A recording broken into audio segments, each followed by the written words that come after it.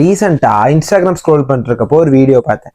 ஒரு கோச் வந்து ஒரு பிளேயர்கிட்ட போய் கேட்குறாரு, what is the happiest animal இந்த எர்த்ன்ட்டு.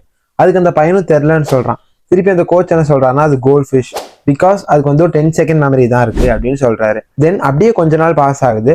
அப்போ வந்து அவங்க டீம் வந்து ஒரு மேட்சுக்கு போகிறாங்க. அங்கே வந்து ஃபர்ஸ்ட் ஹாஃப்ல செமையாக அடி வாங்குறாங்க. ஒரு 4-0 அப்படின்னு கோல் டிஃபரன்ஸ்ல இருக்காங்க. எல்லாரும் வந்து ட்ரெஸ்ஸிங் ரூம்ல ரொம்ப சோகமாக உட்காந்துருக்கப்போ ஸோ அதே கோச் வந்து கேட்கறாரு, what is the happiest animal இந்த எர்த்ன்ட்டு. அதுக்கு அந்த பையன் ரிப்ளை பண்ணுறான், கோல்ட் ஃபிஷ் அப்படின்ட்டு. அப்போ அந்த கோச் சொல்றாராமா, அதோட சேடஸ்ட், ஆங்கிரியஸ்ட் மூமெண்ட்ஸ், ஹாப்பியஸ்ட் மூமெண்ட்ஸ் எதுவுமே அதுக்கு 10 செகண்ட்ஸுக்கு மேலே லாஸ்ட் ஆகாது. ஸோ அதே மாதிரி தான் நீங்களும் இருக்கணும். ஸோ இவ்வளோ நேரம் நீங்கள் 4-0 அடி வாங்கினது எல்லாத்தையும் மறந்துட்டு start fresh, be like a gold ஃபிஷ்ன்னு சொன்னாங்களாமா. இது நீங்கள் உங்கள் லைஃப்பில் அப்ளை பண்ணீங்கன்னா நீங்கள் ரொம்ப எமோஷ்னலி வீக்காக இருக்க மாட்டீங்க. ஸோ இந்த மாதிரி யூஸ்ஃபுல்லான வீடியோஸ் பார்க்குறதுக்கு நம்ம சேனலை மறக்காமல் ஃபாலோ பண்ணி வச்சுக்கோங்க. அண்ட் மறக்காமல் உங்கள் ஃப்ரெண்டுக்கு இந்த ரீலை ஷேர் பண்ணி be like a goldfish மச்சான் அப்படின்னு சொல்லுங்கள்.